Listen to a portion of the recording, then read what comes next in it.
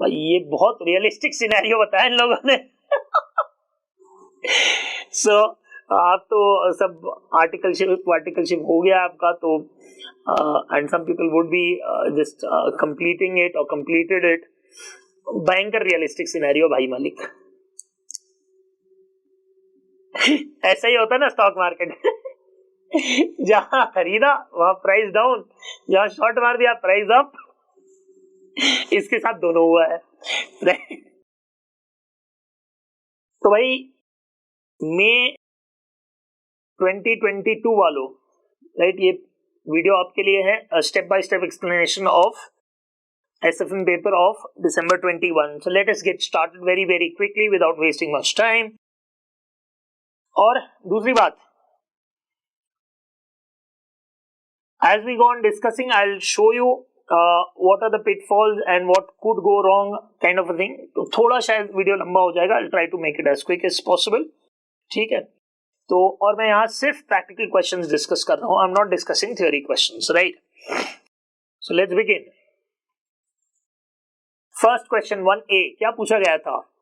SSKPMS Limited wants to purchase Messrs BRB Limited by exchanging 0.7 of its share for each share of Messrs BRB Limited. Relevant financial data are as follows. Data दिया हुआ है यहाँ अपने पास, equity share outstanding 20 lakh, 8 lakh, EPS 4028, market price 250, 160. The management of Messrs BRB Limited has quoted share exchange ratio of 1:1 for the merger, assuming that P ratio of Messrs KPMS Limited will remain unchanged after the merger. What will be the gain from the merger for Messrs BRB Limited? Right, that is one thing. पहली बात है, illustrate the impact of merger on EPS of both companies. अब ये किसके basis पे होगा? The one that is stated in the sum of 0.7. फिर management of BRB क्या बोलता है? उन्होंने कोट किया 1:1. Obviously they will demand more. Acquired entity और टारगेट एंटिटी है वो, तो obviously they are going to bargain a little towards the higher exchange ratio, right? And assuming the P ratio of Messrs KPMS Limited, यानी the acquirer, right, the organisation intending to do the acquisition, उसका P ratio generally apply होता है even if not stated. मैंने class में 1000 बार समझाया ये. Remain unchanged after the merger. What will be the gain from merger? Right? Gain in terms of what? Now they have not stated, so I'll give you two probable answers, and I'm pretty sure which one would be selected by the institute, and I'll tell that also. Find out the gain loss to the shareholders of Messrs KPMS Limited. Exchange ratios 1:1, right? तो यहाँ BRB यानी target entity, बाद में acquirer, determine the maximum exchange ratio acceptable to share holders of KPMS limited, right? ऐसा कुछ आया था जनाब, ये देखिए कब आया था? Number 2015, 10 marker question. ABC limited, right, XYZ limited wants to acquire ABC for 0.7 of its shares. Equity यहाँ देखो 10 लाख, 4 लाख, 40 रुपए, 28 रुपए, 250, 160. इम्पैक्ट ऑफ मर्जर इलस्ट्रेट करो. Management of ABC limited has quoted exchange ratio 1:1, right? Gain और loss to share holders of XYZ limited, determine the maximum exchange ratio. मेहनत करोगे, detail से पढ़ोगे तो कौन सा पेपर नहीं हो पाएगा. चलिए शुरू करते हैं. गिवन क्या है, पहले मैंने डिटेल्स लिख दी यहाँ. 20 लाख, 8 लाख, 40, 28, 250, 160. टोटल अर्निंग्स सीधा सा हिसाब है. टोटल अर्निंग्स यहाँ आ जाएगा कितना भाई? 8 CR एंड 2.24 CR. ठीक है, ये मैं PDF भी शेयर करूंगा अपने टेलीग्राम ग्रुप पे, चैनल पे, तो वहां से आप उठा सकते हो, right? Which Telegram channel is given in the description, so you can just follow it. So हमने पहले टोटल अर्निंग्स निकाल ली, राइट? EPS दिया हुआ है अपने पास, मल्टीप्लाई करना है इक्विटी शेयर्स आउटस्टैंडिंग के साथ. Impact of merger on EPS at a suggested ER of 0.7. Number of shares to be issued to shareholders of BRB कितने हैं? 5,60,000 shares. बहुत easy step. EPS post merger, EPS of 1, EPS of 2 divided by the combined number of shares post merger क्या आया? 40. Right, ये number देखा है? Yes, that was EPS of KMPS Limited. And when you multiply it by exchange ratio 40 into 0.7, you will get 28. यानी अगर आप देखो 28 by 40 किया होता आपने, you would again get 0.7. So the ratio that was stated in the sum itself is EPS based exchange ratio, right? So there wouldn't be any accretion or dilution, Maharaj. ठीक. So impact on the EPS कुछ नहीं होगा. BRB has suggested exchange ratio 1:1. P ratio of KPMS pre-merger is 6.25. ठीक है. Number of shares that has to be issued is 8 lakh. EPS post merger कितना आएगा? 36.5714. Right, हमने कुछ नहीं किया. EPS of both the entities divided by new number of shares post acquisition. यहां से मैंने दो आंसर में डिवाइड कर दिया है. Right, they have asked for the impact. Right, अगर आप यहां देखो क्वेश्चन ये रहा. ठीक है. Assuming the PE ratio of Messrs KPMS Limited will remain unchanged after the merger, what will be the gain from the merger? Gain in terms of what they have asked. Obviously, when they are indicating a certain PE ratio, means we can reasonably assume that they are indicating towards the overall market capitalization or market price. That is what they are indicating towards and not EPS. लेकिन मैंने दोनों answer निकाल के रखे हैं आपके लिए. Right? One that would be more relevant for the institute would be the market price and not the EPS change. Right? तो impact यहाँ दिखाया है मैंने EPS में. ये EPS based वाला आंसर है. EPS पुराना क्या था? New EPS is what? What is the dilution? KPMS, BRB, there is accretion. But what would be taken up by the institute? They'll take up the EPS, multiply it with the PE ratio, get the post-merger market price, and then the impact would be checked based on pre-merger market price, then post-merger market price. There is dilution, there is accretion. Right? KPMS Limited is facing dilution on a per-share basis, and BRB Limited is facing an accretion. Right? उनके लिए ज़्यादा फायदे वाला सौदा हुआ है. Right, the shareholders would be more than happy at 1:1. But who knows whether KPMS would agree to that arrangement. Institute कौन सा आंसर चूज कर सकता है सर? मार्केट प्राइस वाला ज्यादा चांस है. राइट, क्योंकि पुराने सजेस्टेड आंसर में भी उन्होंने मार्केट प्राइस पे ही फोकस किया था. And that is what P ratio is indicative of. ये मैंने आपको एक्स्ट्रा बताया है. अगर EPS के एंगल से चेक करना हो तो क्या है. But I'm pretty sure that this would not be considered. The EPS thing, I repeat, would not be considered. Right. Loss to the shareholders of KPMS Limited is what? That is loss to the shareholders of KPMS Limited. Third part जो पूछा था ये EPS based answer है. Right? ठीक है. ये EPS based answer है. यहाँ देखो. Find out the gain or loss to shareholders of KPMS Limited if exchange ratio is 1:1. Right? Obviously, the market price based answer would be different. That would be a dilution in the value per share from 250 to 8.57125. So the dilution would be 21.4287. 5. ये answer आपका आएगा on the basis of market price. Right, computation of maximum exchange ratio. तो ये पूरा formula मैंने अपने video में detail में डिबंडल किया है. कैसे ये काम करता है, how it works, the derivation. Exchange ratio आता है maximum exchange ratio which the firm always maximum exchange ratio from acquirer's perspective. Right, So KPMS Limited के perspective से this is the max that they would offer. If they offer more than that, we are able to easily witness a dilution on per share basis, यानी loss in market capitalization, right? So loss to the shareholders at the end of the day. Max वो लोग 0.7 offer करेंगे. वही मैं बोल रहा था, 1:1 is BRB is fancy, but may or may not materialize. Now it looks like may not materialize.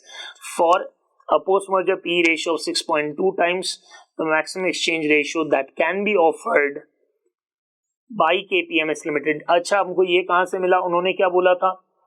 6.25 कहां से मिला अपन को? राइट, 6.25 मिला, हमने निकाला old PE ratio. They told that same ratio will continue post merger, right? So for a post merger PE ratio of 6.25, which was KPMS pre-merger PE ratio, the max ER that can be offered by KPMS without diluting its own wealth would be 0.7 per share for every one share of BRB Limited, right? Without diluting its own wealth. ठीक है, देखा 1 में dilution आ जा रहा है, यहां मैंने करके भी बताया. ठीक है, चलिए दूसरे सम की तरफ. बहुत मैनेजेबल सम, एकदम मार्क्स निकाल सकते हैं आप बढ़िया से. Following are the details of close-ended equity schemes of two mutual funds 31/8/2021. Right, NAV per unit दिया हुआ है. Obviously, it constitutes of all types of assets consisting of 95% of equity, remaining cash balance, 60% 60 rupees equity and remaining cash balance. यहाँ percentage में दिया है, यहाँ absolute terms में दिया है. Sharp ratio, trainers ratio, standard deviation. There's no other change in the portfolios during September month. Monthly cost 0.5 per unit for each mutual fund scheme. Monthly cost दिया हुआ है. Share market rose by 2% in the month of September. There is no change in the portfolio during the September month. कहने का मतलब क्या है? There is no churning in the portfolio as such, right? मतलब उसमें existing shares को निकाला नहीं गया है. Neither additions have been made, nor changes have been made in the composition of the equity, right, that the mutual fund is holding. उसका ये मतलब है, और कोई टेंशन लेने वाली बात नहीं है. Share market rose by 2%, right? Obviously this would change beta times. So first we take the Sharpe ratio in order to come to standard deviation. Apply that standard deviation that we have derived, right? सबसे पहले Sharpe ratio याद करो क्या है? Expected return minus RF return divided by standard deviation. Standard deviation denotes total risk, right? तो standard deviation पड़ा हुआ है हमारे पास, right? Sharpe ratio पड़ा हुआ है हमारे पास. हमको क्या मिल जाएगा? Average return from the portfolio minus risk free rate of return, वो मिल जाएगा. वो हम लोग अप्लाई करेंगे ट्रेनर्स रेशियो में. ट्रेनर्स रेशियो गिवन, हमको बीटा मिल जाएगा. Beta we apply and we find the moment in the equity. Sir ऐसा कुछ आया था? हाँ, एब्सोल्युटली आया था. अगर आप देखो कब आया था? May 2015, 8 marks, right? There are two mutual funds, blah blah blah दिया हुआ है. Equity schemes of D mutual fund is 70.71 consisting of 99% equity, remaining cash. K mutual fund 62.5 consisting of 96% equity, balance in cash. Sharpe ratio, trainers ratio, standard deviation, no change in the portfolio during the next month. Average cost is rupees 3 per unit for the schemes of both the mutual funds, right? Annual average cost. तो यहाँ हमको monthly conversion करना था. In December 21 sum, there is no monthly conversion required. If share market goes down by 5% within a month, calculate expected NAV after a month for the schemes of both the mutual funds. For calculation 12 months. ठीक है, तो अपना सम थोड़ा ज्यादा diluted ही है, कोई tension लेने वाली बात नहीं है, राइट? सो यहाँ मैंने डाल दिया equity component, Sharpe ratio, trainers ratio. Equity component 76 rupees, यहाँ 60 रुपीज वो एब्सोल्यूट टर्म्स में दिया हुआ था. 4 rupees is cash, 1 rupees cash over here. Now coming to the AGM mutual fund, the first one, Sharpe ratio we apply, we find ER minus RF is 15%. Applying trainers ratio, we come to beta. That beta of HM mutual fund is 1.25 times, right? If market goes down by 2%, obviously it will go down by beta times, right? As per our simple understanding, ये होना चाहिए. This is theoretically what should happen, right? So यहाँ हमने calculate कर लिया कि 77.9 90 हो जाएगा इक्विटी कंपोनेंट की value per unit basis. Cash component obviously will pay that monthly expenses. We add both of them, we get the NAV per unit at the end of September month. RP mutual fund same procedure, ER minus RF 18%, beta ज्यादा है, obviously the movement would be greater. We get 62.16 as the equity component, cash being 0.5, right? And obviously these guys are a little bit more invested in the market than the AJ mutual fund, right? अगर आप देखो या 95% equity है, right? तो ये रफली 98.5 के आसपास है, राइट? अगर आप थोड़ा बैकवर्क करो, दिमाग लगाओ, मजा आ जाएगा. सो ऑब्वियसली उसमें ज्यादा आपको रिटर्न देखने मिलेगा, ज्यादा मूवमेंट देखने मिलेगी, right? 62.66 is the NAV per unit shorted, कुछ नहीं है इसके अंदर, राइट? बहुत प्यारा सम 8 मार्क के लिए. 2A पे आता हुआ, following is the information of DY limited for the year ending 31/3/2021. Corporate tax rate दिया हुआ है, डिबेंचर 8% डिबेंचर. किस बात का समय है भाई? Calculate weighted average cost of capital. Inter आ गए, calculate EVA, calculate MBA. MBA generally पूछा नहीं जाता, इस बार पूछा है, लेकिन बहुत सिंपल है, right? Worst case scenario EVA निकाल लेना चाहिए आपको. ऐसा कुछ आया था, इतना आसान सम नहीं आया था, राइट? और sums a little bit more calculation than the one that is given over here. The one that I have kept in my material is still much more complex than this one. There are other sums of exams which are much more complex of EVA. EVA में हमेशा stress देता हूँ. अगर आपने थोड़े दिनों पहले मेरी वीडियो देखी हो, उसमें मैंने बताया स्टडी स्ट्रैटेजी के बारे में, that EVA is one of the most important when you come to general category problems, right? ये थोड़ा ज्यादा कॉम्प्लेक्स है, थोड़ा नहीं, थोड़ा ज्यादा ही कॉम्प्लेक्स है. ये ACC अडेप्टेड सम है, राइट? वहाँ EVA को ज्यादा वैल्यू दिया जाता है. भाई इन्होंने देखा था अपना टर्नओवर ब्ला ब्ला ब्ला, इक्विटी दिया हुआ है, डेट दिया हुआ है, 2 सालों का कंपैरेटिव एनालिसिस बिटवीन 2 इयर्स करना है, राइट?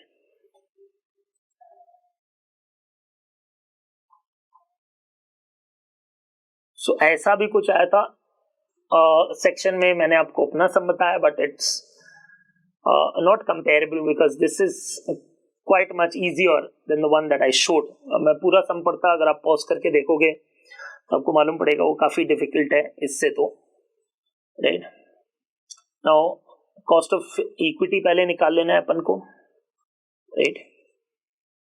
क्या अप्लाई करके? CAPM, KDF निकाल लेना है 1 - T करके. Then we have WACC at 11.20. Computation of EVA, उसके लिए सबसे पहले अपन को NOPAT चाहिए, राइट? तो interest on debenture, operating expenses would be 300. ये मैंने बैकवर्क किया है, right? There are 2 methods of calculating NOPAT which I generally teach. तो कहाँ गया सम? अगर आप यहाँ देखो तो क्या लिखा हुआ है, तो भाई इंटरेस्ट ऑन डिबेंचर अपन को 20 लाख कहां से मिला? 8% डिबेंचर्स कहाँ गया भाई? 8% डिबेंचर्स 250, कितना हो गया? 20 लाख हो गया. क्या लिखा हो? Operating expenses including interest. तो इसको मैं स्प्लिट कर दूं तो ऑपरेटिंग एक्सपेंसेस कितने आ जाएंगे? 600 लाख और इंटरेस्ट 20 लाख. ऑपरेटिंग इनकम कितना आ जाएगा मेरा? 400 लाख, राइट?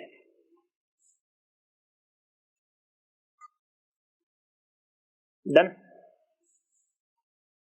तो यहाँ ये थोड़ी गड़बड़ हो गई है. ऑपरेटिंग इनकम ये 400 है, ठीक है? डन. बहुत आसान है, बहुत स्ट्रेट फॉरवर्ड है. जल्दी जल्दी में लिख दिया मैंने. Operating expenses I told you how I got it. Less interest, PBT, tax, PAT, add effective interest that is after tax. Interest जो है एड बैक हो जाएगा, तो net operating profit, right, after tax, तो टैक्स डिडक्ट करके right हम लोग को ऑपरेटिंग प्रॉफिट निकालना है. So we ensure that we add the effective interest back into the system in order to get our value. Other easier mechanism, sales minus operating expenses, 1000 minus 600, 400 जो हमको मिला था, into 1 minus t you get 280, right? सीधा सीधा हिसाब है यहाँ, right? हमको ऑपरेटिंग प्रॉफिट चाहिए तो इंटरेस्ट डिडक्ट नहीं होना चाहिए, but obviously interest is providing a tax shield. So that benefit also needs to get incorporated basically, right? तो इसीलिए हम लोग पहले यहाँ इंटरेस्ट डिडक्ट करते हैं, right? और यहाँ इफेक्टिव इंटरेस्ट ऐड बैक करते हैं, right? तो उसकी वजह से हमको जो फायदा हो रहा है, right? That is reducing our tax liability had this 20 not been deducted. ये बहुत सीधा सा कॉन्सेप्ट है, इंट्यूटिव है, but at the same time उतना भी कोई कॉम्प्लेक्स नहीं है. तो अगर आप यहाँ देखो इंटरेस्ट डिडक्ट किया जा रहा है, ये रेगुलर नो पैट का मैकेनिज्म है. I added back, right, and we have some tax saving on account of such expenditure. 30% of 20 निकालो, आपको मिल जाएगा 6 lakh, which is the difference between these two, right. ठीक है, चलिए. ईवी है 280, अपना आ गया नो पैट, और ये टोटल कैपिटल डिप्लॉयड है 750 इंटू 0.112. ईवी आ गया 196. टोटल कैपिटल डिप्लॉयड ये तीनों का ऐड कर दो, बात खत्म, राइट. तो भाई हमारा ईवी निकल गया 196 lakhs. Market value added, market value added simple सा कॉन्सेप्ट है, राइट. पहले मार्केट वैल्यू निकाल लो डीवाई लिमिटेड की, बड़ा सीधा हिसाब है बेटा. Market value of DY limited दिया हुआ है, अगर नहीं दिया है नंबर ऑफ शेयर्स इनटू आप प्राइस पर शेयर डाल दोगे, मार्केट वैल्यू निकल जाएगी. माइनस क्या क्या कैपिटल कंपोनेंट है, 3 कंपोनेंट है. Capital deployed 750, 150 is market value added, right. यहाँ खाली ध्यान रखना नो पैट कैलकुलेशन में कोई गड़बड़ नहीं होनी चाहिए. इफेक्टिवली हमारा इंटरेस्ट सिर्फ 14 लाख है, which is interest into 1 minus T करो तो आपको मिल जाएगा, वो एड बैक कर देना है because that is a part of our operating profit, right. After tax करेंगे और बाद में इंटरेस्ट को ऐड बैक करेंगे, नेट इंटरेस्ट को, ठीक है. या फिर मेरा शॉर्टकट 280, डन. ये भी बहुत मैनेजेबल सम. फिर आगे चलते हैं भाई, क्या है 2B की तरफ. ये भी बहुत प्यारा सम था. Mr. R has a long position on 2 lots of Nifty futures at 17,300. One lot of Nifty is 50 units. Initial margin required is 10% of contract value. Generally initial margin ये लोग देते नहीं है. क्या देते थे? If you have recollected it well, studied it well, average daily absolute change and standard deviation of such changes. They used to give this, and then we need to apply a simple formula: average absolute daily change plus 3 standard deviation of such changes would be your initial margin. यहाँ कुछ नहीं है, सीधा बोल दिया 10% of contract value. That made your life much easy. Maintenance margin 80% of initial margin. Closing price of 5 days are given below. You are required to prepare a statement showing the daily balances in the margin account and payment on margin calls. Right? Compute the gain or loss on Mr. R if contract is squared off on 7/9/2021. What could be the gain or loss if Mr. R had taken a short position? 17,300 पे उन्होंने position लिया था, close किया है 17,120 पे. Long पे obviously loss है, right. If it was short it would have been a gain. Very very simple, right. मेरे लिए रोज का काम है, ठीक है. सो futures and options is what I do in day out, so pretty aware. ऐसा कुछ आया था. Sensex is trading multiple of 50. Data बहुत ज्यादा है, यहाँ अलाइन नहीं हो पाया ठीक से, लेकिन ये मेरे मटेरियल का सम है.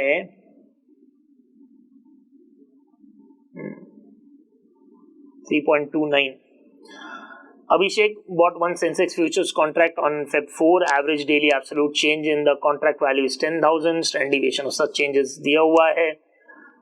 Maintenance margin is 75% of initial margin. So the sum that we got in December 21 is a diluted version of this sum again. You are required to determine the daily balance margin account payment margin calls, if any, November 2010. Right. So given क्या दिया, 2 lots of Nifty, 1 lot of Nifty is 50 units, initial margin 10% of contract value, maintenance margin 80% of initial margin.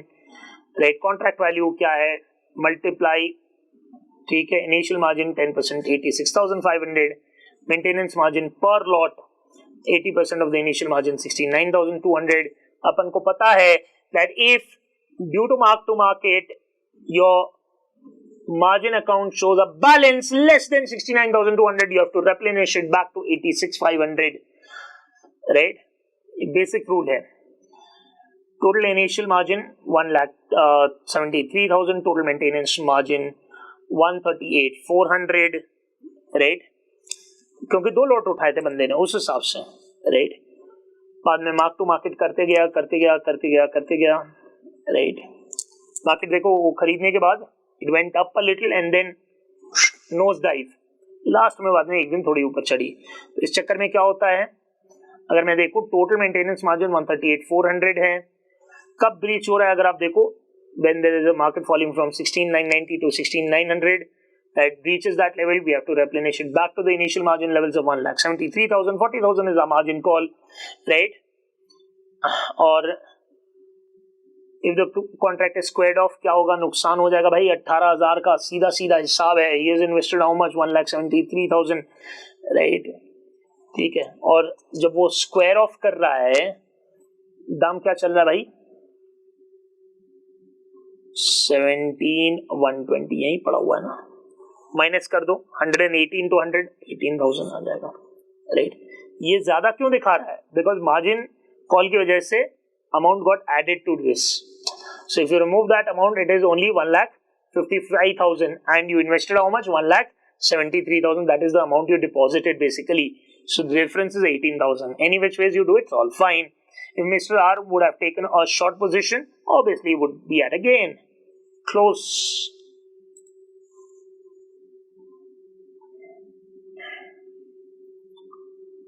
Three A.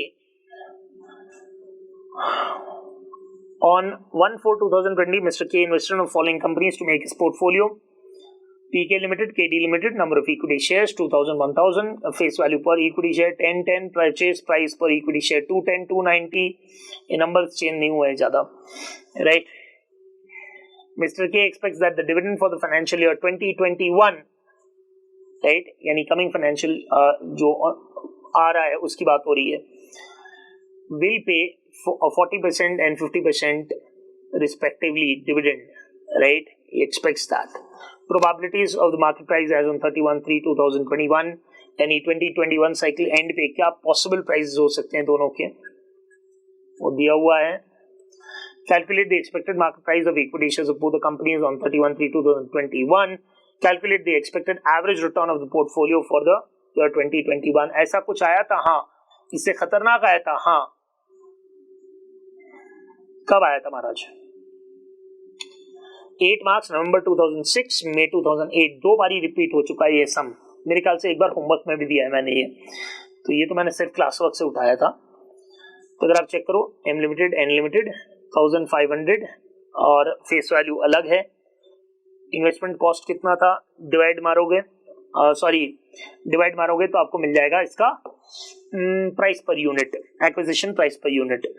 ठीक है, जैसे 2 lakh divide by 1,000 200 rupees हो गया. 1,50,000 divide by 500 300 rupees हो गया. In September 2005 10% dividend was paid, right? Now out of M limited, and in October 2005 30% dividend was paid out by N Limited on 31/3/2006, यानी यहाँ से एक साल बाद. Market quotation showed value of 220 and 290 per share of M Limited and Limited respectively.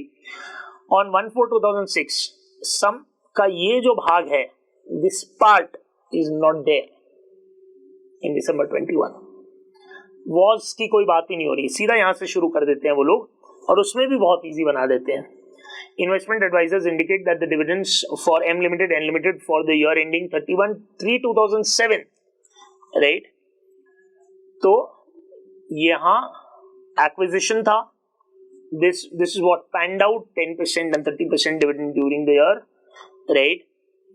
And this is what panned out. This is what has happened till date. So we are basically standing on 31/3/2006 after all this, and now we are making projections regarding 7. Are likely to be 20%, 35%, जैसे हमारे सम में दिया है, and that the probabilities of market quotations on 31/3/2007 are as follows.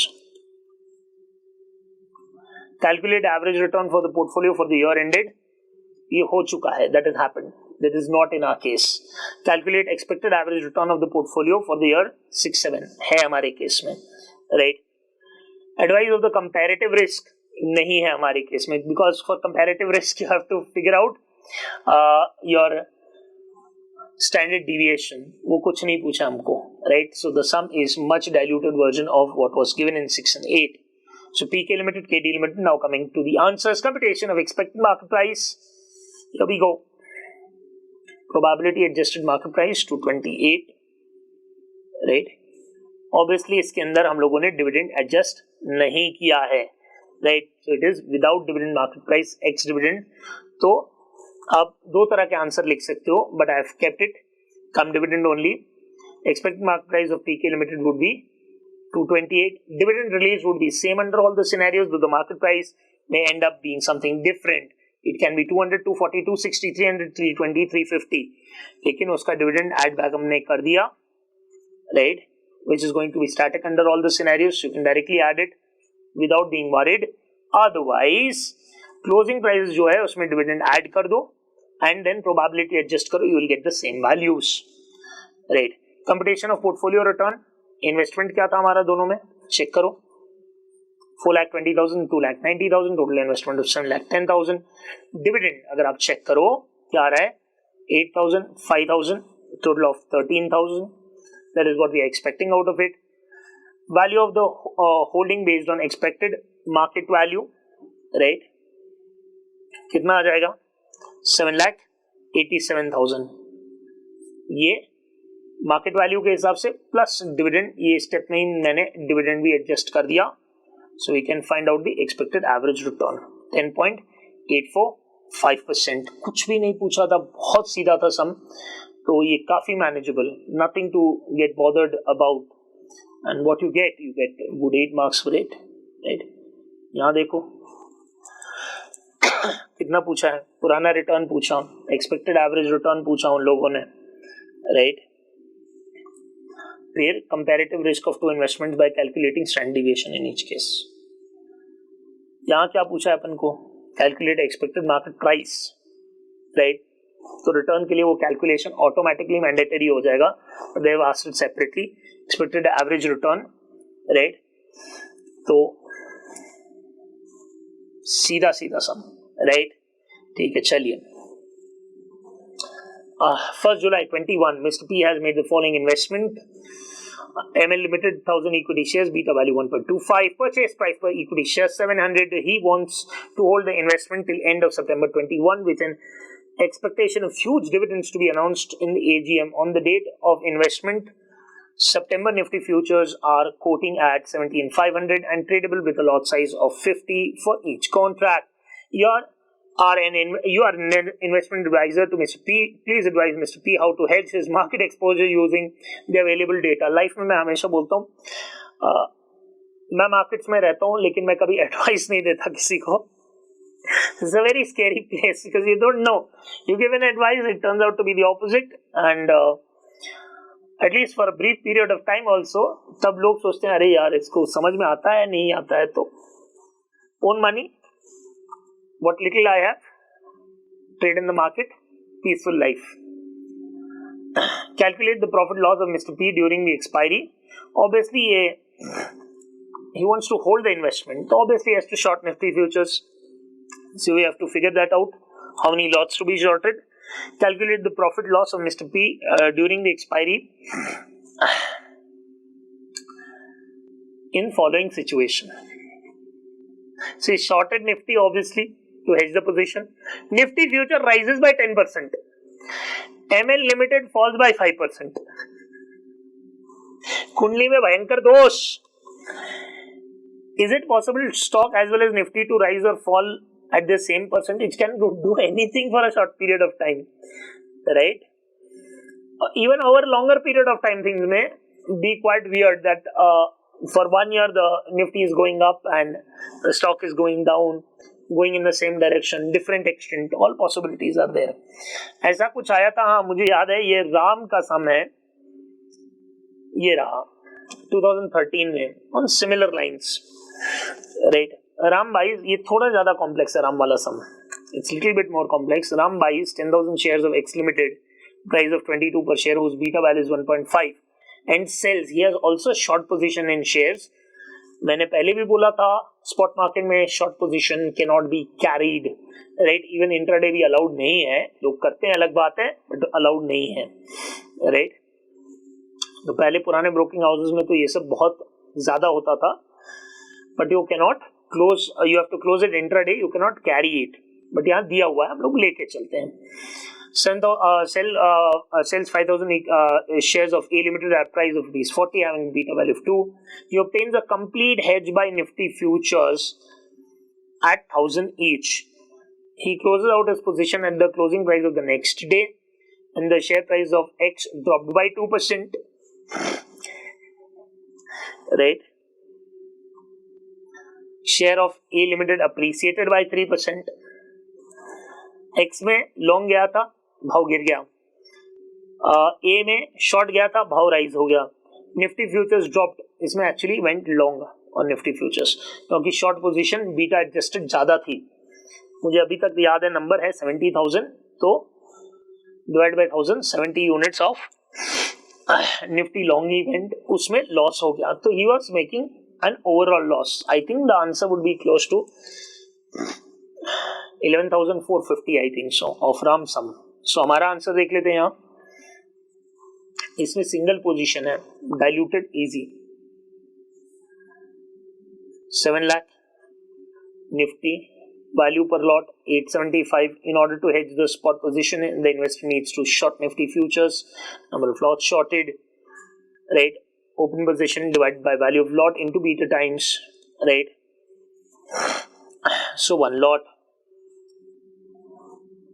ठीक है, means the stock is moving greater than the Nifty. That is nothing but denoted by the beta. तो 7 लाख है, ठीक है, it moves more.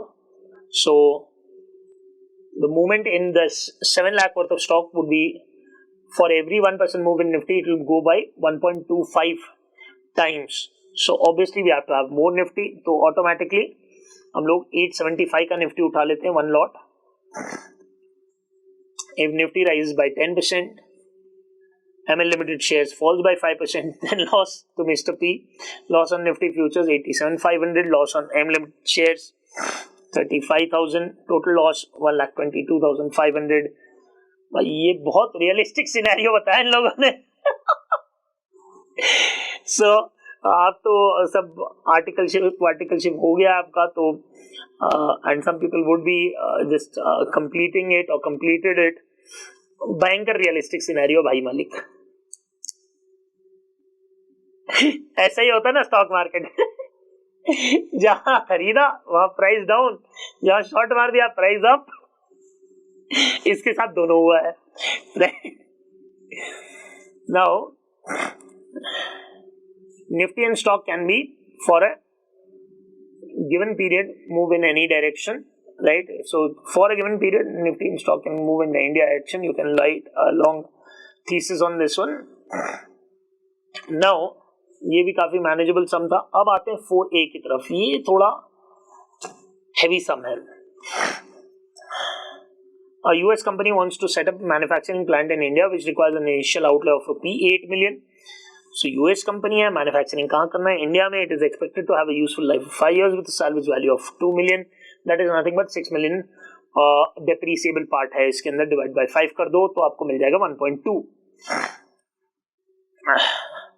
million depreciation per annum. The company follows a straight line method of depreciation to support additional level of activity. Investment would require one-time additional working capital of rupees 1 million. Since the cost of production is lower in India, the variable cost of production would be 30 per unit. देखो यहाँ इन्होंने language क्या use की है, would be, तो मैं मान के चलता हूँ this is regarding year 1, but I have a proper doubt that they would consider it now and inflation adjusted for directly 1 year. तो मैं यहाँ एक को नोट लिखा दूंगा मेरा आंसर के साथ, right? That institute may have a different perspective of things. Additional fixed cost per annum is estimated at. So additional fixed cost per annum is estimated at 0.5 million. तो यहाँ भी एस्टिमेटेड वर्ड यूज किया है, तो मैं मान के चल रहा हूँ ये फर्स्ट ईयर के बारे में बात हो रही है, but there is a good possibility, as I again repeat, that they may take it the now values and inflation is adjusted to compute first year, second year, third year, fourth year and fifth year values. The company is projecting its annual sales to how much? 80,000 units at a price of rupees 100 per unit. Applicable tax rate to the company is 34%, its cost of capital 8%. Inflation rates in US and India are expected to be 8% and 9%. US का कम है interest rate और India का ज्यादा है, right? This is what we normally see, but the gap is pretty low, right? Gap सिर्फ एक का है, जनरली ज्यादा क्या गैप देते हैं ये लोग, रियल में भी वही है. The gap is pretty much large between Indian interest rates and US interest rates, right? And so is the inflation gap as well. अभी का देख लो, अगर आप अभी का इन्फ्लेशन अगर मैं देखूं WPI की अभी रिसेंट वैल्यूज देखूं तो काफी ज्यादा है, ऑलमोस्ट डबल है यूएस से, राइट? सो इन्फ्लेशन रेट्स, इंटरेस्ट रेट्स सब में फर्क होता है. यूएस की काफी डाउन होता है, लेकिन इन्होंने लो रखा है. इंडिया का हल्का सा हाई रखा है, only 1%. Current exchange rate, obviously we know this is the current exchange rate at 72. तो अपकमिंग ईयर्स में अगर आप देखोगे, if they have to analyze this from the US dollar perspective, the NPV from the US dollar perspective, then we can easily ascertain with the help of purchasing power parity theory कि भाई ये बढ़ने वाला है dollar की value, right? Dollar would be greater than 72 in times going ahead, assuming that all profit will be repatriated every year and there will be no withholding taxes. Estimate the NPV of the proposed project in India and evaluate its feasibility.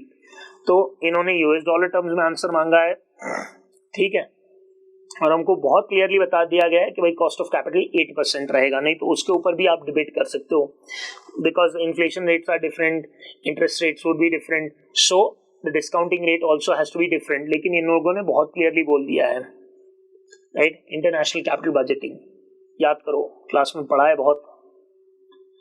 ऐसा कुछ था, ऐसा कुछ exactly नहीं आया था, but there was a study mat sum which is also in our material, right?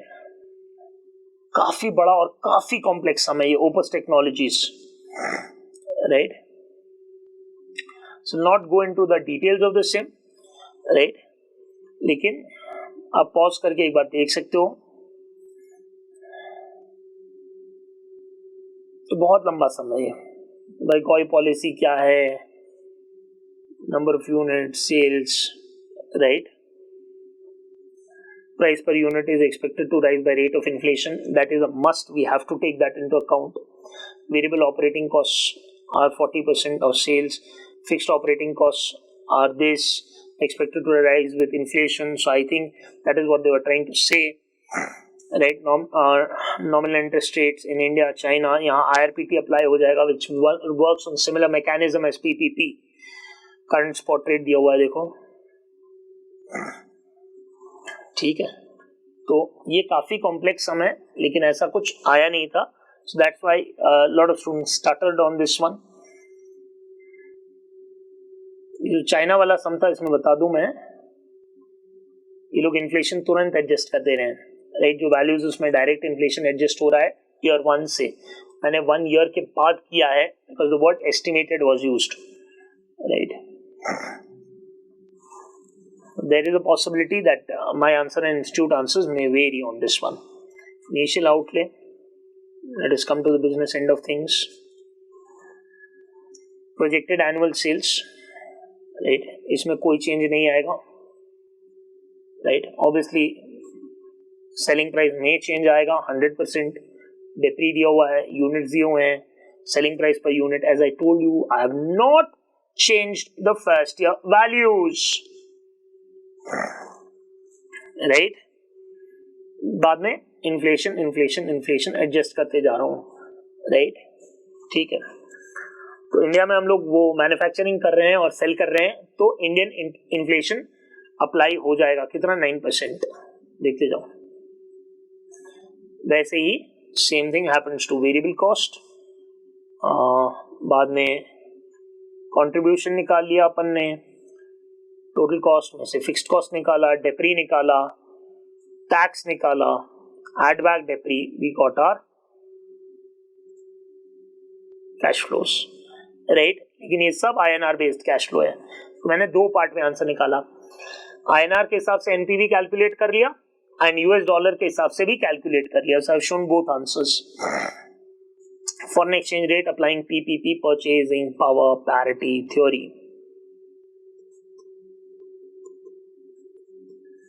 Figured out, as I told you, that the rates would escalate.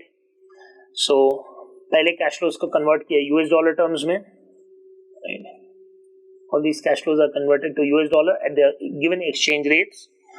रूपी terms में एनपीवी निकाला, राइट, एंड इन्वेस्टमेंट है starting में 9 का, 8 + 1 working capital, salvage value 2 + 1 3, 10.549 NPV in US dollar terms.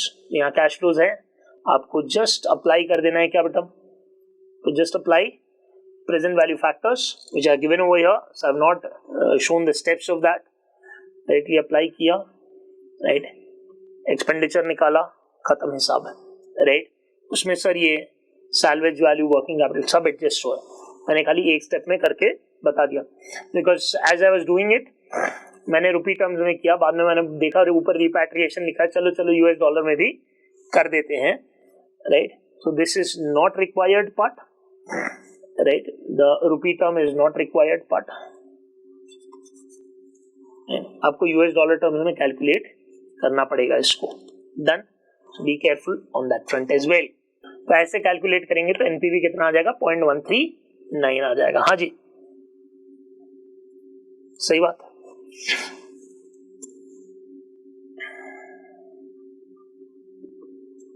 Done. तो अगर आप यहाँ थोड़ा सा एनालिसिस करो, ये प्रेजेंट वैल्यू फैक्टर टर्म्स में क्या आया था भाई, 10.549 is 0.139 million dollars, right? This million rupees is in present value terms, both are in present value terms. सीधी सी बात है, US company which is taking back the money, right? For them basically their home currency is appreciating, right? So obviously they are going to face the brunt. आप समझ रहे हो, जितना जितना समय जाते जाएगा dollar will strengthen, so when rupee is converted you will get less and less dollars. तो अगर आप प्रेजेंट वैल्यू टर्म में चेक करो, मैं कैलसी उठा लेता हूँ, 10.549 into 72 divide by 72, 0.1465 million, right?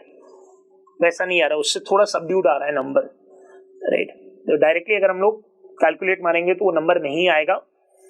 Reason बड़ा सीधा सीधा सा है, because when you are converting it to US dollar, automatically due to the rate changing there is more and more compression on the cash flows, cash flows decrease होते जा रहे हैं। समझ में आ रही है बात, right? Due to that NPV यहाँ थोड़ा सबड्यूड रहेगा, सीधा सीधा सा हिसाब, राइट? दोनों जगह हम लोग सेम डिस्काउंटिंग रेट अप्लाई कर रहे हैं, वो ध्यान रखना, क्योंकि because I have taught my students to tally this, so some would be wondering, अरे ये टैली क्यों नहीं हो रहा है, राइट? अगर दोनों में अलग अलग डिस्काउंटिंग रेट अप्लाई होता तो ऑब्वियसली टैली होता, नथिंग टू वरी, ठीक है? वो भी उस चक्कर में मत पड़ो। So just focus on the flow of the sum, right? Now 4B, ये बड़ा ही पीसफुल सम था, A Japanese company affected sales to X Limited, an Indian company, the payment being due after 3 months. Invoice in JPY is 216 lakhs. At today's spot rate, it is equivalent to 50 lakh. तो भाई सीधा सीधा 216 divided by 50 कर दो, यानी 1 rupee equals to 4.32 Japanese yen. It is anticipated that the exchange rate will decline by 8% over 3 months. तो रुपी की value deplete होती जाएगी. And in order to protect the JPY payments, the importer proposes to take appropriate action. Obviously बात है, importer बंदा है, right? So he has to make payment in foreign currency. If he has to make payment in foreign currency, then he would love that the INR appreciates. But over here we are projecting a decline. So he wants to protect himself, because depreciating home currency means there would be more number of INR required in order to buy the 216 lakhs worth of JPYs, right? उतना Japanese yen उठाने में ज़्यादा पैसे चले जाएंगे. So obviously he wants to protect himself. 3 months forward rate is presently quoted at 4.12. You are required to calculate the expected loss and show how it can be hedged by forward contract. बहुत ही आसान सम था ये. ऐसा कुछ आया था. A company is operating in a country having dollar as its unit of currency has today invoiced sales to an Indian company. The payment being due in 3 months from the date of invoice. The invoice amount is $13,750. इससे ज़्यादा complex sum है, इतना easy नहीं है. तो ये ऐसा कुछ स्टडी मैट में है जहाँ से मुझे याद है, और हमारे मटेरियल में है 4.18 क्वेश्चन नंबर, चेक कर सकते हैं आप. It is anticipated that कहाँ चला गया भाई, today spot rate at dollar, ये ठीक है, equivalent to ₹5 lakh. It is anticipated the exchange rate will decline by 5% over 3 months period, and in order to protect himself, the importer proposes to take appropriate action through foreign exchange market. ठीक है.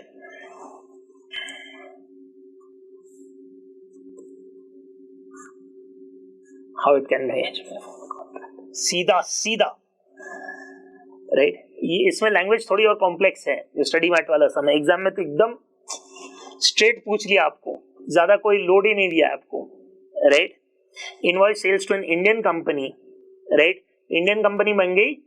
Starting में कैसे setup किया था, operating having a dollar as its unit of currency. Invoice sales to Indian company. बाद में Indian company की story शुरू हो जाती है. The payment being due in 3 months, यानी इंडियन कंपनी हैज टू पे इन 3 months. तो बाद में पूरा इंडियन कंपनी की स्टोरी यहाँ लिख देते हैं. 1 rupee equals to so much of dollars, right. Anticipated a decline, यानी रुपी की वैल्यू डिप्रिशिएट होगी. He is an importer, obviously doesn't like rupee value, home currency value depreciating. बहुत सीधा पूछा था बेटा. Now invoice amount, Indian importer दिया हुआ है, सब दिया हुआ है भाई.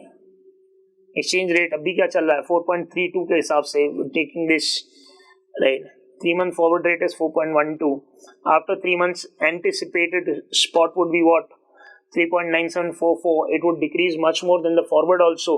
Taking forward is beneficial any damn day, right? So you're getting more Japanese yen per rupee. So go for it. Expected loss, अगर कुछ नहीं किया अपन ने तो, right?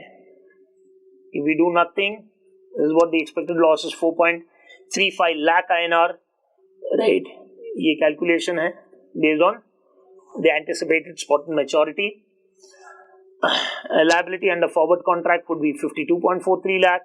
Mitigation of loss using forward contract is 1.92 lakh Indian national rupees, right? INR. ये हो गया, बड़ा simple. TN Limited has 600 lakh 10% bonds outstanding with 5 years remaining to maturity. Since interest rate is falling, TN Limited is planning of refunding these bonds with 600 lakh. Issue of 5 years bonds carrying a coupon rate of 7%. Issue cost of new bond will be rupees 12 lakh, call premium 3%. 18 lakh rupees being unamortized portion of the issue cost of the old bonds can be written off no sooner the bonds are retired.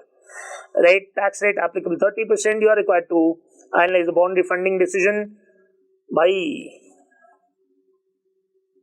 ऐसा कुछ आया था एकदम 2009, 6 mark के लिए, right?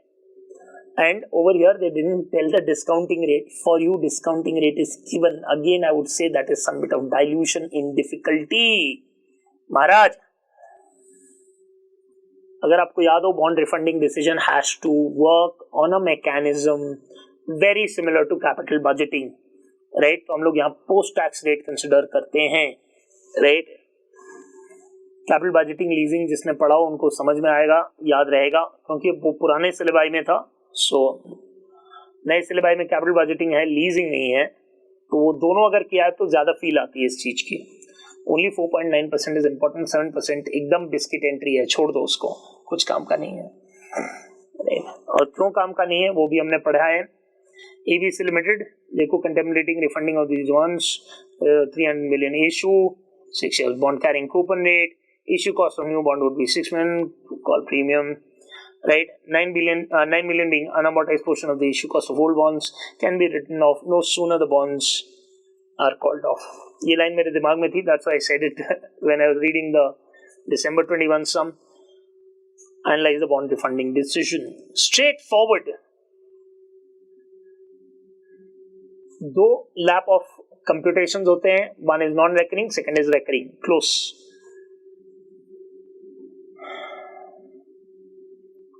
Recurring cash flow, issue cost, call premium, redemption, tax saving on call premium, tax saving on unamortized issue cost of old bonds, right? So one time cash outflow is 19.2 lakh. Recurring में दोनों का interest अपन check कर लेते हैं. Obviously new bonds can be issued at a much cheaper rate, my dear friends, right? पुराने कितने हैं 10% के हिसाब से, नए कितने हैं 7% के हिसाब से. So there is lot of savings in terms of interest, right?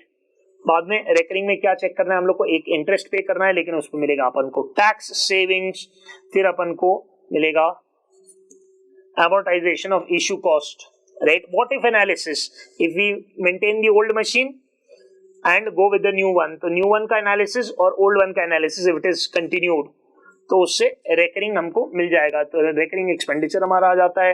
So savings पर annum is 12.24 lakh, right? PV of tax saving, initial cost deduct कर दो. Is there advantage, right, in refunding? 100% भाई एडवांटेजेस है, should go for refunding, can consider it, right? फिर आते हैं 5B की तरफ. 5B, TT limited is planning to hedge its foreign exchange risk. It is made a purchase on 1st April 2021 for which it has to make a payment of $1 lakh. The present exchange rate $1 is 73. It can be purchased in the forward market at 74, right?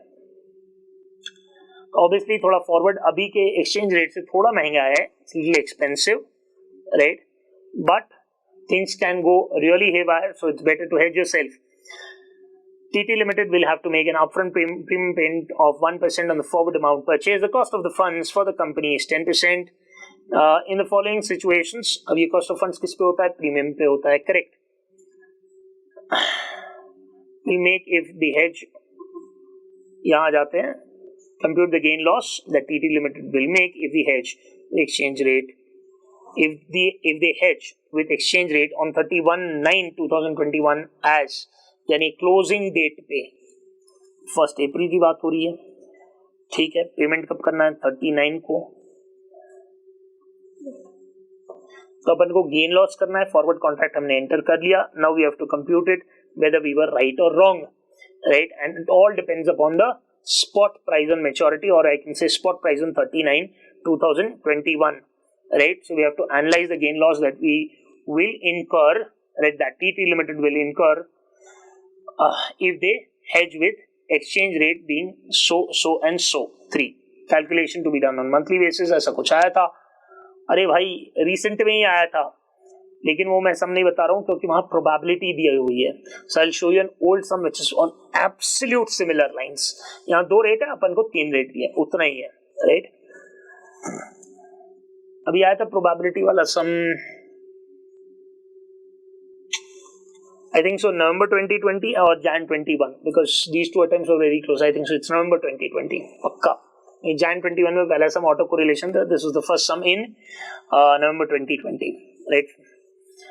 So 2008 के sum से ज़्यादा match होता है, कोई probability नहीं, कुछ नहीं, सीधा सीधा टक. Made a purchase on 1st January, on 30th September 2008 payment करना है, exchange rate ये है, right? Can purchase the forward at this rate, upfront payment ज़्यादा है 2%, right? Corporate tax rate डाल के बाद में बोल दिया ignore taxation, तो उसका कोई impact ही नहीं है. Profit loss will make if the hedge, तो हमारे मटेरियल में 4.22 पे है. ठीक है, देख लेते हैं जल्दी से. बहुत सीधा समय, ड्यू डेट और सारी जानकारी लिख दी.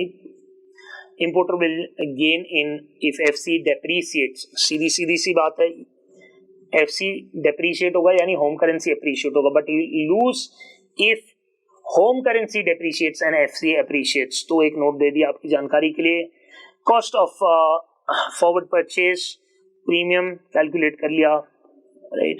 फॉरवर्ड रेट पे कॉस्ट ऑफ फंड्स, ठीक है, 77,700.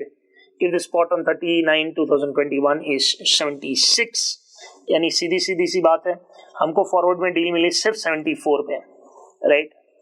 सो this is nice. We are going to gain despite our cost of forward purchase of 77,700.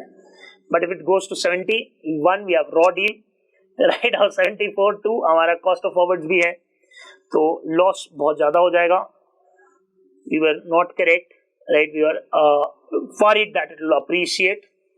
So we tried to lock our rate at 74, turned out to be 70, much cheaper rate, तो loss.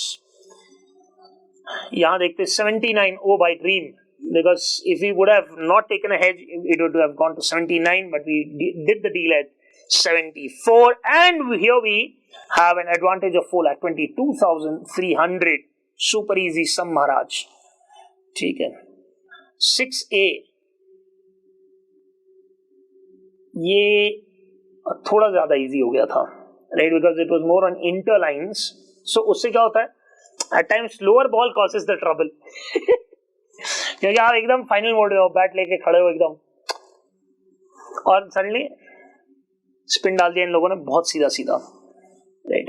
सो इस line पे सम final में मिलना मुश्किल है, very frankly speaking.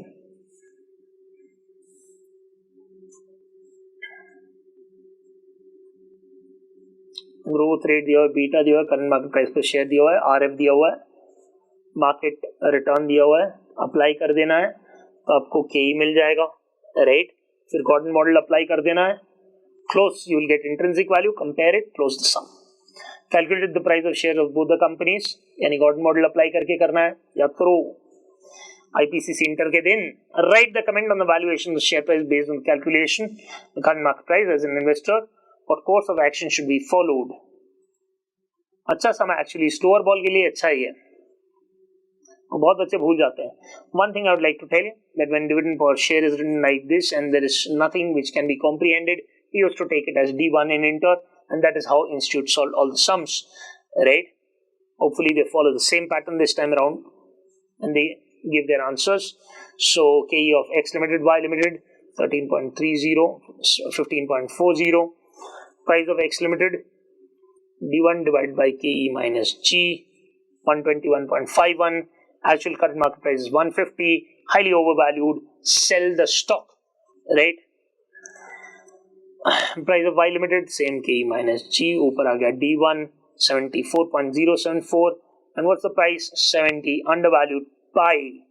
So the first share's market value is greater than the intrinsic value, so it's highly overvalued, should sell. The second share's current market price is lesser than the intrinsic value, right? And it's undervalued, अभी भी headroom है, price can increase to 74.074, should buy. Done भाई. फिर क्या 6P, ये थोड़ा last में मस्त ट्विस्ट दिया इन लोगों ने, बढ़िया समय, very good. DT Limited, a company based in India, manufactures good quality of leather bags and sells to retail outlets in India and US. The cost of quality leather in India is very high. The company is reviewing the proposal of importing of leather in bulk from US supplier in bulk. The estimate of net US dollar and Indian currency cash flows in nominal terms of the proposal is given below. Right. यहाँ एक देखो, ये सब ठीक, ये हमने bulk में खरीदा और दोनों जगह बेचा. Buy one, sell, sell, sell. If you are not going for that, if not imported, cost of leather to be purchased in India in INR terms. So we won't go for bulk, we would distribute our purchases over a period of time. ये read करना शायद difficult हो सकता है exam के time, right?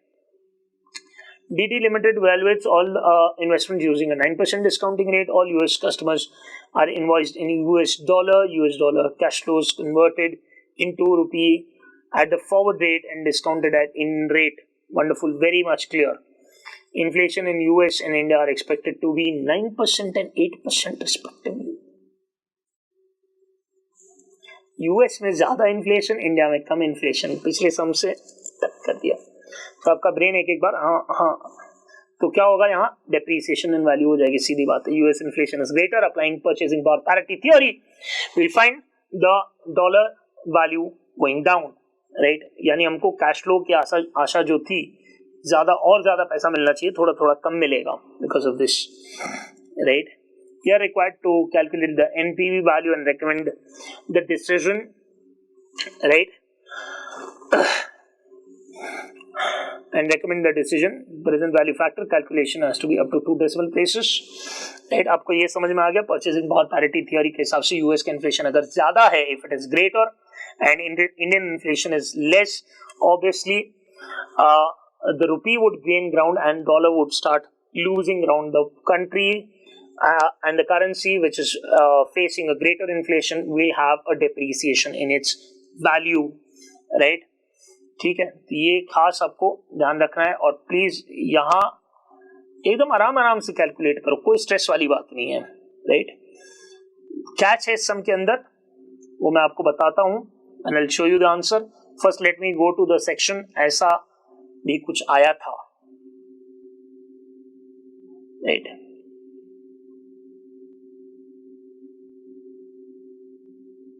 ये रहा. तो इस बार डाइल्यूटेड नहीं है सम. राइट, ये मेरे फॉरेक्स के मटेरियल में 4.103 है क्लास वर्क में. इस बार सम डाइल्यूटेड नहीं है, थोड़ा ज्यादा डिफिकल्ट है. If you see this sum, a company based in India manufactures very high quality modern furniture. यहाँ लेदर आ गया अपने में, ठीक है, तो उससे डिफिकल्टी नहीं बढ़ती है. Right, so cost of quality wood is high in India. The company is reviewing the proposal of import of woods in bulk from the Nepalese supplier.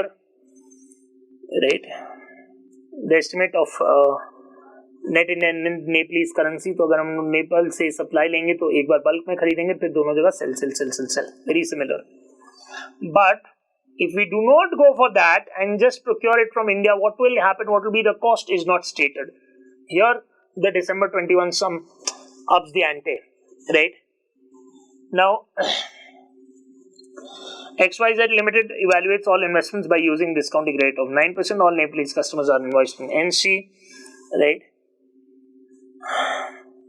inflation rate in Nepal and India are expected to be 9% and 8%. यहाँ US आ गया और US का हो गया 9%. समझ आ रहा है? तो कुछ चीजें कॉपी की गई है सीधी तो मालूम पड़ जाता है. उसीलिए सडनली मैं देखा यूएस का इन्फ्लेशन रेट ऐसा तो होता नहीं है. मुझे याद है ये सम है. Obviously inflation in Nepal is slightly greater than in India, तो पूरा छाप दिया गया है यहाँ. Assuming that you are finance manager of XYZ limited, calculate the net present value and modified internal rate of return. ये उन्होंने तब पूछ लिया था नवंबर 15 में. MIRR पूछ लिया था जो हमारे सम में नहीं है. राइट, इंटर का काम. I'll just show you. Catch क्या है ये ध्यान देने लायक है. फर्स्ट अल्टरनेटिव तो मैंने स्प्लिट कर दिया दो अल्टरनेटिव में. Procurement in India, procurement from US. Procurement from US is one time, procurement in India is multiple times. Sir ये आप कैसे अंदाजा लगाते हो? पहले बल्क वर्ड यूज किया गया है, ठीक है. So lot of people have this argument के sir there can be this one large purchase and then there can be subsequent buying as well as selling, where selling exceeds buying, hence it's a positive number. Agree.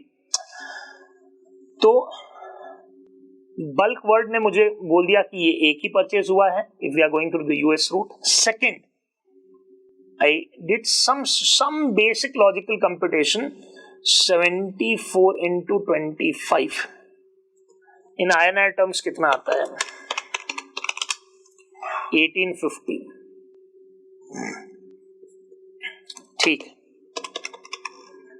अगर आप 400 plus 450 Indian procurement check करो, 500 where it is rising plus 600, ये 1950 आता है.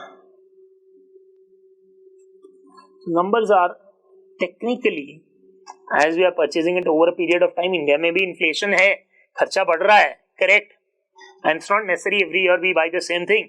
So, a reasonably little bit greater amount in India is making sense कि हाँ 1850, 1950 India में part purchases हो रहे हैं.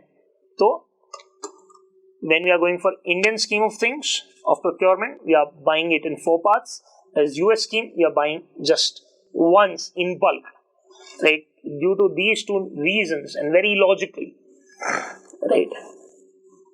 तो मैंने दो आर्ग्यूमेंट यहाँ पेश की, procurement in India, procurement from US, procurement in India, procurement cost are given over here, inflow rupee terms में, ठीक है, दिया हुआ है. अगर आप देखो 60, 80, 90 बहुत क्लियरली दिया है यहाँ, 60, 80, 90. जो यूएस में उसको कन्वर्ट मारना है अपने को, right? So that is USD to INR. ये बड़े नंबर्स हैं, राइट? रेट जैसे मैंने बोला था, रेट घटेगा क्योंकि इन्फ्लेशन यूएस का ज्यादा है एज पर द सम, और obviously the rate will keep tumbling down, right?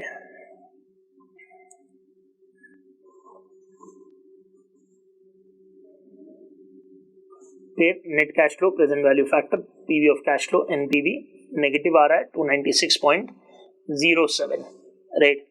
Not really very heart warming answer, but अगर आप चेक करोगे एनालिसिस ऑफ सेकेंड अल्टरनेटिव, जहां हम लोग बल्क में यूएस से खरीदते हैं, and the numbers here, right? Indian numbers here, and there is no Indian cash outflow for procurement because there is one single procurement here. यहां देखते हैं, यहां तो और भी खस्ता हाल है, राइट? 449.18 negative NPV. तो मेरे हिसाब से तो ये करना ही नहीं चाहिए. दोनों में से दोनों बकवास आइडिया है, right? But if you had to choose and have to choose, I would go for Indian procurement mechanism. अब इसमें ऐसा क्यों हो रहा है, राइट? अगर ये समझने की ट्राई करें तो बल्क परचेज में एक ही बार में कैश आउटफ्लो हो जा रहा है, right? Which is creating a lot of compression, right? यहाँ इंडियन में अगर आप चेक करो, भले ही the cash flows is increasing, the discounting rate is helping it to pull it down, right? ठीक है, तो वो नंबर थोड़ा कंप्रेस होते जा रहा है, ठीक है? उसकी वजह से थोड़ा फायदा वहां नजर आ रहा है. That is one important thing you need to keep in mind. एक साथ सारा खर्चा होगा, obviously time value of money के हिसाब से it's always to pay later than pay now, always to receive now than later, ठीक है? तो ये आ गया हमारा आंसर, डन. और दोनों में हम लोग फेस कर रहे हैं कि भाई फॉरेन एक्सचेंज रेट लोग जो एक्सपोर्ट कर रहे हैं, it's tumbling down, right? So as an exporter you never love foreign currencies value tumbling down, you always cheer it up. लेकिन ऐसा हो नहीं रहा है because of the purchasing power parity theory. तो यहाँ नुकसान हो रहा है, वो दोनों जगह हो रहा है, right? Whether you take argument 1 और 2, तो वहाँ कंप्रेशन आ रहा है. I am talking about the negative NPV now as to why it's not yielding great results. अगर ऊपर जाता तो शायद just maybe we would have had much lesser losses, right? And it would have escalated a lot more, then we may have just landed with some bit of profits. लेकिन procurement cost बहुत ज्यादा है इनका, whichever route they are going by. Indian route में फायदा क्या हो रहा है? As procurement is spread over, तो टाइम वैल्यू की वजह से श्रिंकेज आ जा रहा है, which is not happening in the US procurement where it is purchased in bulk. थोड़ा tricky sum था. Done. So I think this analysis would help you with your May 22 attempt. Best of luck, guys. In case your this paper, I believe everyone has done on similar lines, have scored great marks. But in case if things haven't gone your way, there's no need to lose heart. और मेहनत करेंगे और आगे बढ़ेंगे, right? And we'll work hard, clear our concepts even better. And May 22 is yours, right? एकदम मेहनत करके जम के और हो ही जाएगा, कोई डरने वाली बात नहीं, हो ही जाएगा, right? होना चाहिए टाइप्स नहीं, हो ही जाएगा, पक्की बात. And those who are writing for the first time, best of luck. Hope this gives you a little bit of insight into how solving the sum looks like. And I'll put this PDF on our Telegram channel. You can connect there with us, and you can just join the channel, and I'll keep on posting updates quite frequently from now onwards. ठीक है, तो ये वहां से आपको मिल जाएगा. तो आप एक बार देख लीजिएगा. आपका क्या है कि जल्दी जल्दी आप स्कैन कर पाओगे और समझ पाओगे, और एक काम हो जाएगा आपका भाई दिसंबर 21 कैसे सॉल्व करना है. ठीक है, तो ओवरऑल बोलूं तो काफी मैनेजेबल पेपर था. And this was not on my top priority to make a video on this one, क्योंकि majority सबको comfortable थे. But after the results of final, I thought I'll just give it a view for people who are writing May 22 attempt, right? तो सबको एक overall idea मिल जाएगा कि कैसे paper solve करना है. और बहुत कुछ आया था, आपने देखा ही देखा है, और कुछ थोड़ा स्लोअर बहुत है, राइट? क्योंकि अगर आप देखो गॉर्डन मॉडल के लिए मैंने यहाँ सम रखा था, ऐसे भी कुछ आया था टाइप्स में, but it was much difficult, so I didn't discuss it. Prepare income statement, determine sustainable growth rate, determine the fair value price of the company share using the DDM, give your opinion on investment, क्योंकि current market price यहाँ दिया गया. So this was much difficult, which turned up in May 19. उसके पहले भी आया था ऐसे कुछ sums. So this was quite a manageable one. Overall काफी manageable paper था. And बस आगे के एग्जाम में best of luck. Do your best and hope this helps. Thank you.